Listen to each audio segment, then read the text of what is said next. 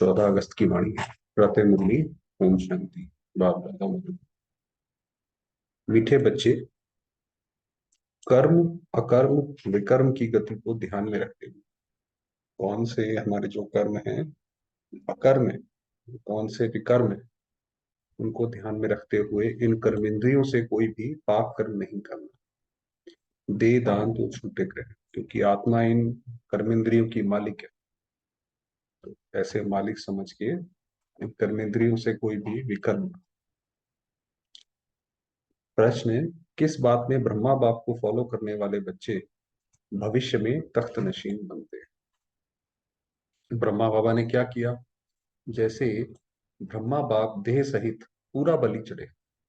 जब बाबा को साक्षात्कार हुआ तो ऐसा नहीं था कि उस वक्त कोई बाबा को मना करने वाले नहीं थे या सारे ही बाबा के एकदम साथ हो गए। ऐसा नहीं था। बाबा का बिजनेस पार्टनर भी मना, उसने भी मना किया।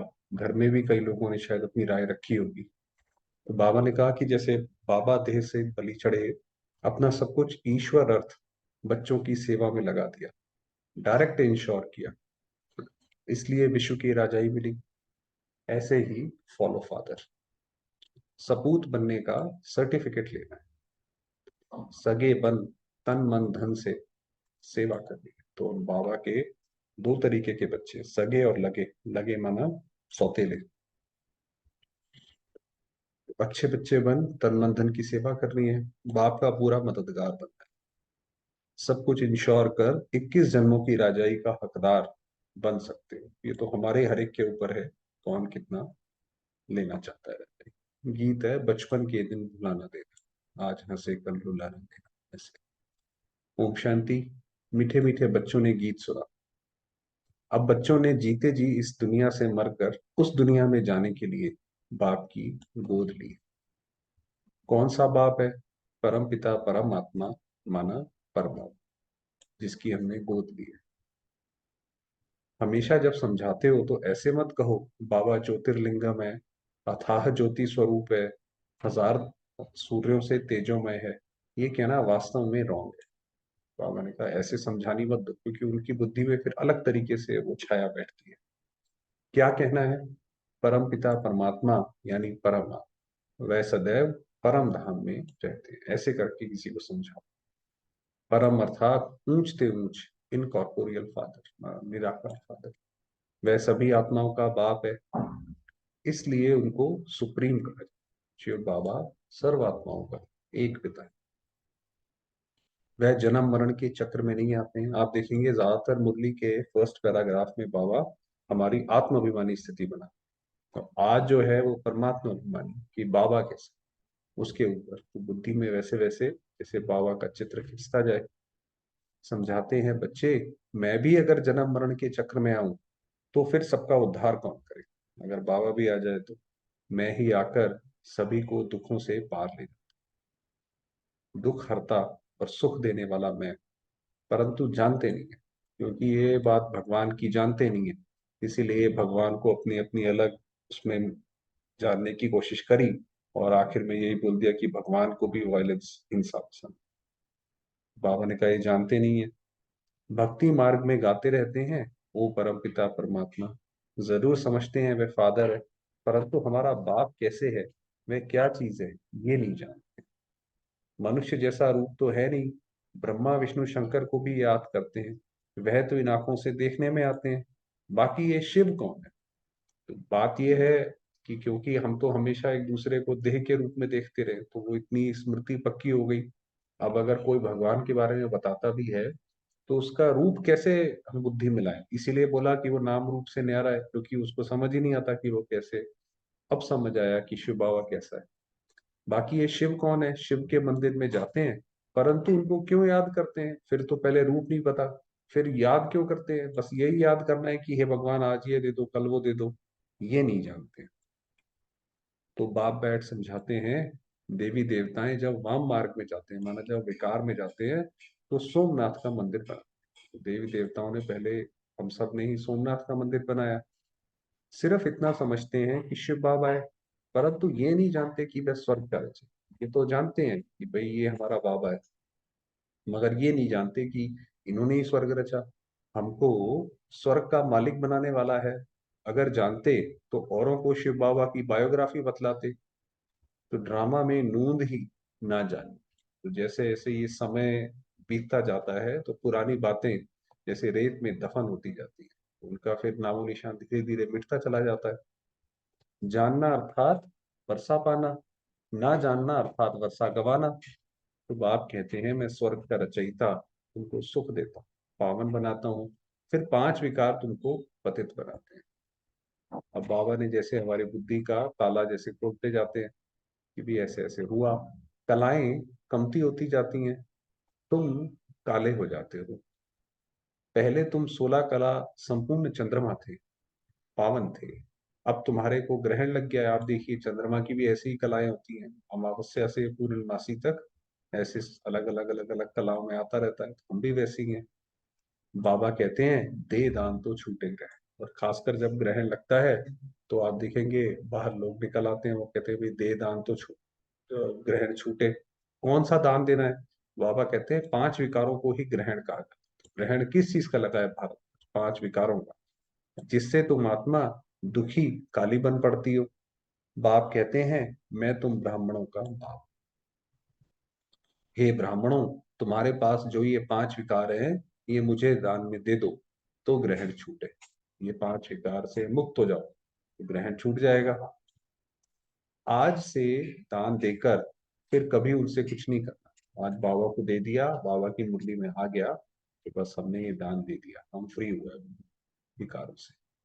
माया के तूफान तो बहुत आएंगे, लेकिन कर्मेंद्रियों से क्रोध आदि करने से पाप हो जाएगा। माना मन में तो आएंगे कि भाई मन में जैसे बाबा ने कहा वो तो आते रहते हैं। कर्म अकर्म विकर्म की गति भी तुमको समझा। तुम्हारा कर्म विकर्म नहीं बनना चाहिए। हम जो भी कर्म करें उससे ना हमें दुख पहुंचे, ना दूसरे को दुख पहुंचे, ना प्रकृति को दुख पहुंचे, तो विकर्म नहीं बनना चाहिए। मैं तुम बच्चों को विकर्मा जीत बनाता हूँ। ये तो राहु का ग्रहण है, दे दान तो छूटे ग्रहण। बाप कहते हैं मेरे मीठे बच्चे, ये पांच भूतों का दान, इसमें पैसे आदि की तो कोई बात ही नहीं है कि जब बाबा के जब हम बने तो इसमें पैसे की तो कोई बात ही नहीं आती है। ये विकारों की बात है।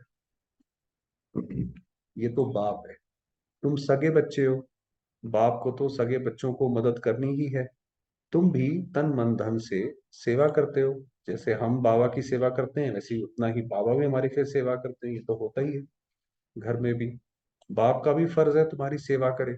बाप कहते हैं ये सब कुछ तुम बच्चों का है। बाबा ने ये भी बोला हुआ है जो मधुबन में भी सब है, ये अंत में तुम्हारे ही काम आएगा। तो बाबा ने कहा बाबा का जो भी है, ब्रह्मा बाबा ने भी सब हमारे एक तरीके से हमारे लिए ही कर दिया। भक्ति मार्ग में तुम भगवान को देते आए हो, परंतु ईश्वर कोई भूखा थोड़ा ही है। ये तुम इंश्योर करते हो। तो ईश्वर के यहाँ हम जाके चढ़ाते हैं, ईश्वर को थोड़ी कुछ चाहिए, वो तो हमें ही वापस मिलता है। ईश्वर को दान देने से ईश्वर फिर दूसरे जन्म में तुमको देंगे, ये इंश्योर करना हुआ ना। दूसरे जन्म में इसका फल मिलता है। ईश्वर है दाता।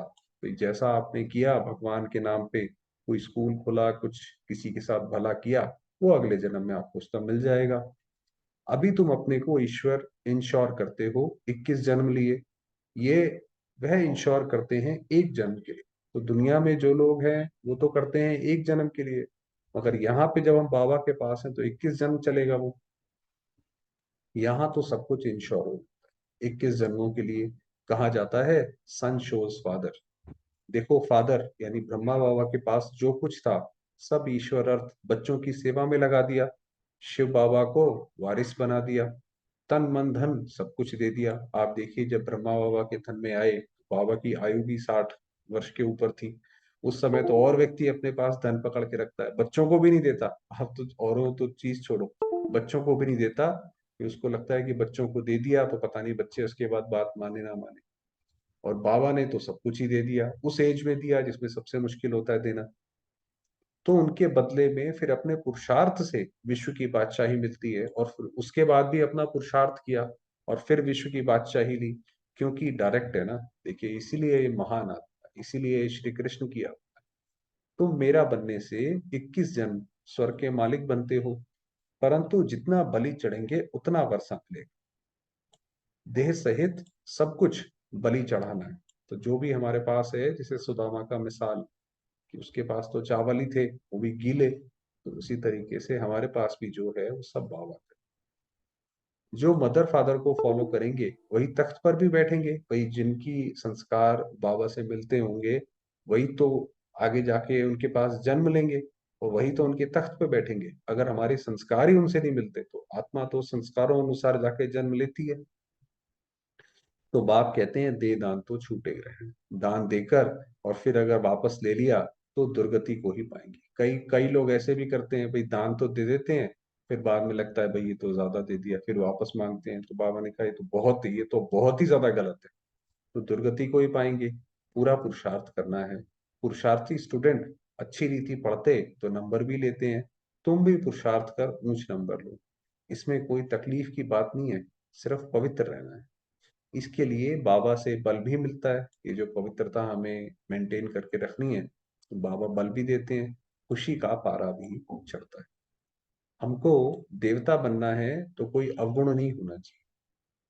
16 कला संपूर्ण, संपूर्ण निर्विकारी यहाँ ही बनना है, तो कोई अवगुण नहीं होना चाहिए। आधा कल्प विकारी बने हो तो माया भी कहती है अभी ये निर्विकारी बनते हैं, हम फिर विकारी बनाती हूँ, क्योंकि आधा कल्प हम माया के साथ रहे हैं, हमें तो बहुत लगता था कि भाई ये विकारी यही असली सुख है। अब जब हम दूर हटते हैं तो माया आती है। ये चलती है माया की युद्ध, ये है मुश्किलात ये है दिक्कत। माया पर जीत पानी है। उन्होंने फिर हिंसक लड़ाई दिखाए, खंडन कर दिया। और जो उन्होंने अब कहते हैं भाई इंसान जो है भगवान को अपनी ही परछाया में देखता है, ऐसे ही इंसान ने भी देखा कि कोई भगवान था, वैसे कोई देहधारी था, तो खंडन कर दिया। तुम माया पर जीत पाने से विश्व के मालिक बनते हो। बच्चे समझते हैं बाप को 5 विकारों का दान नहीं देंगे तो श्री नारायण व लक्ष्मी को वर नहीं सकेंगे। अगर विकार ही रहे, आज भी देखिए कोई लड़का लड़की एक दूसरे को पसंद करते हैं और उनका चाल चलन आखिर नहीं मिलता है तो शादी नहीं होती है। उसी तरीके से अगर हमें उनको करना है तो हमें चाल चलन भी वैसा चाहिए। तो तुम बच्चों को दिल दर्पण में देखना चाहिए। मैंने कर्मेंद्रियों से तो नहीं कुछ किया, माया के तूफान तो आगे से भी जबरदस्त आएंगे, माया के तूफान तो और आएंगे। वैद्य लोग दवाई देते हैं तो कहते हैं पहले वाली पुरानी बीमारी बाहर निकलेगी, इसमें डरना नहीं है, ये तो आएंगे, भाई माया का काम है आना। हम थोड़ी उससे ये सोचेंगे भाई ये ना आए वो ना आए, भाई उसका तो ये तो है ही अपोजिट में। ये भी सर्जन है। कहते हैं कि तुम मेरे बच्चे बनेंगे तो फिर तुम्हारी खूब रावण से युद्ध होगी, माया खूब वार करने लगेगी। इसलिए तूफान से डरना नहीं है। कोई तूफान आए आप उसका इलाज करो। बाप के बने हो तो ये बचपन भूल नहीं जाना। ये है ईश्वरीय बचपन। ईश्वर की गोद में एक बार आए, फिर देवताई गोद में 21 बार जाए। जैसे अभी बाबा ने मैं अडॉप्ट किया और अपना वर्षा देते हैं, तो सतयुग में भी ऐसे ही रहेगा। हम आएंगे ही देवताओं के घर, उनके घर ही जन्म लेंगे और उनका ही जो प्रॉपर्टी होगी वो लेंगे। ईश्वरीय जन्म के बाद तुम स्वर्ग में जाते हो, सर्टिफिकेट लेना है। बाबा, हम आपका सपूत बच्चा हूं या कपूत? तो बाबा बतला सकते हैं, ये तो हम खुद भी जान सकते हैं कि बाबा के प्रति हम बाबा को कितनी जो है रिगार्ड देते हैं, उनकी बात मानते हैं। उसके हिसाब से सपूत या कपूत है। सपूत भी किस नंबर में हो, क्या खामी है, बाबा बतला सकते हैं। खुद भी समझ सकते हैं कि हम सर्विस नहीं करते हैं तो इतना ऊंच पद कैसे पाएंगे। अच्छा, बाबा कहते हैं तुम क्या करो, एक हॉस्पिटल अथवा कॉलेज खोल। चलो भाई पुरुषार्थ नहीं होता, जो बाबा बताते हैं नहीं हो पाता, बाबा ने कहा कोई बात नहीं, आप जो है जो भी आपके पास घर में जगह हो सेंटर खोल दो। भल तुम इसमें जाना नहीं, और बहुत लोग शफा पाएंगे तो उसका इजाफा तुमको मिलेगा। मनुष्य धर्मशाला बनाते हैं, इसके लिए ही बहुत आकर विश्राम पाएंगे, दूसरे जन्म में उनको अच्छा महल मिलेगा। देखिए कई लोग धर्माऊ करते हैं, ये धार्मिक स्थलों पे धर्मशालाएं बनाते हैं तो वहां लोग आते हैं, विश्राम करते हैं, तो उसका फल उनको मिलता है जिसने बनवाया। बाबा कहते हैं इसलिए आप भी बनवाओ। बाबा के पास बहुत आते हैं, कहते हैं ये हॉस्पिटल खोलो हम मदद देंगे, बड़ी हॉस्पिटल खोलो। अगर ज्ञान उठाने की खुद को फुर्सत नहीं है तो अच्छा 3 पैर पृथ्वी के लेकर ये हॉस्पिटल कम कॉलेज खोल दो। बाबा ने कहा और कुछ भी ना करो ये कर दो। हॉस्पिटल से एवर हेल्दी बनेंगे और कॉलेज से एवर वेल्दी बनते हैं। तो बहुत आकर बनेंगे तो तुम्हारा पुण्य, जास्ती खर्चा भी नहीं बाबा के लिए क्या। जैसे पहले ही बाबा ने बताया था, कोई गरीब हो तो वो भी कर सकता है भाई, बस शाम को 2 घंटे आकर भाई बहन बैठे। आजकल पैसे कितने कमाते हैं, करोड़ों के आसामी है। क्या उनके पुत्र पोत्रे खाएंगे? धूल भी नहीं, मतलब धूल भी नहीं मिलेगी उसकी, सब विनाश हो जाएगा। तो ये जितना भी है, राजाई गरीबों को मिलती है, गरीब निवाज है ना। ये बाबा नंबर वन साधारण था। 1002 हैं तो उनको गरीब ही कहेंगे। बाबा के समय तो खैर बाबा कह रहे हैं अगर 2000 किसी के पास है तो वो तो गरीब ही है। यहाँ गरीब भी अच्छा पद पा सकते हैं। किसका लाख करोड़ लेकर क्या करेंगे? गरीबों की पाई पाई से ही स्थापना कर। पहले तो ये यज्ञ में नियम था कि ऐसा नहीं कोई भी आए अपना वो दान करके चला जाए, ऐसा नहीं। पहले उसको धारणा करनी पड़ती थी, ज्ञान में चलता था। तब तो बाबा तो एक्सेप्ट भी नहीं करते थे। तो बाबा कहते हैं गरीबों की पाई पाई से स्थापना होती है। गांधी को कितना दान देते थे, उसमें कितने मरे भाई, जब वो आजादी की लड़ाई लगी तो कितने सारे लोग मरे उसमें, कितनी तकलीफें सहन की। तुमको तो कोई तकलीफ नहीं है। बाप कहते हैं तुम पहले राजयोग सीखो तो तुमको राजाई। ये राज्य तो मृग तृष्णा सदृश है। ये जो अभी का जो राज्य है ये तो मृग तृष्णा के समान है। कहानी है ना कि द्रौपदी ने दुर्योधन को निमंत्रण दिया, वह आया तो तालाब समझ वस्त्र उतारने लगा, तो द्रौपदी ने कहा अंधे की औलाद अंधे। भाई वो दुर्योधन था, वो कंफ्यूज हो गया। तो ये तो रुण्य का पानी है। ये जो दुनिया में जो ये अट्रैक्शन होता है, बाबा ने कहा है तो रुण्य के पानी में सब सभी समझते हैं हमने स्वराज्य पा लिया है, परंतु कितना दुख है, प्रजा कितनी दुखी है। अब आप देखिए हर तरीके का दुख है, मौत सामने खड़ा है।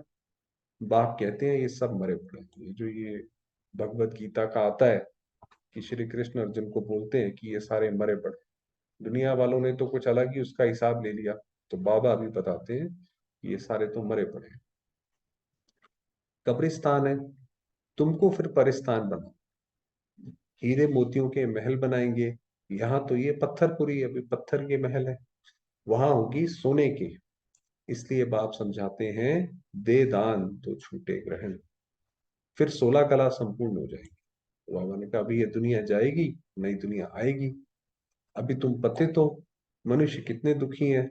लड़ाई लगती है तो नींद फिट जाती है, लोगों को घबराहट होती है अंदर से कि भाई लड़ाई लगी हुई है। आराम नहीं आता है, नींद की गोली लेकर नींद करते हैं। हमारे ऑफिस में भी कई बार होता था कि कहीं कोई लड़ाई कहीं लगी है किसी देश में, यहाँ पे उनको चिंता हो जाती है। ये है ही रावण राज्य, यहाँ तो लड़ाइयाँ ये सब चलेंगी। अभी दशहरे पर रावण को जलाएंगे, ये अंत तक जलाते, कलयुग के अंत तक रावण जलता रहेगा जब तक कि विनाश हो। विनाश के बाद फिर रावण जलेगा, फिर द्वापर के बाद रावण निकालते हैं जलाने के लिए। फिर जब ये विनाश हो जाएगा तो ये सारी प्रथाएं बदल जाएंगी। तो बाबा ने कहा फिर दोबारा ये समय का पहिया घूमेगा, द्वापर पे आकर फिर दोबारा से रावण जलेगा। साल साल रावण को जलाते हैं परंतु मरता ही नहीं है।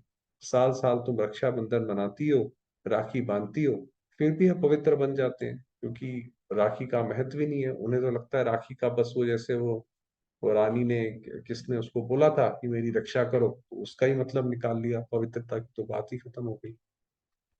लक्ष्मी नारायण के पास तो कितना अथाह धन था, कितनी उन्हों की पूजा होती है। पूजा सिर्फ लक्ष्मी की थोड़ी होती है, चतुर्भुज की होती है। दिवाली पर जो महालक्ष्मी की पूजा होती है इसलिए उसमें दोनों आ जाते हैं।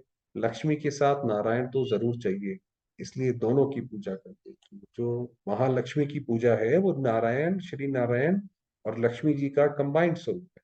तो वो दोनों है जैसे उसमें। जोड़ी बगैर काम कैसे चलेगा? प्रवृत्ति मार्ग है ना। ये तो बाबा जो स्थापन करते हैं ये तो प्रवृत्ति मार्ग है, कोई संन्यास मार्ग नहीं है। तुम विश्व के मालिक बनते हो। बच्चे पूछते हैं दिवाली पर, सब कहते हैं अगर लक्ष्मी की पूजा नहीं करेंगे तो धन तुम्हारे पास नहीं आएगा।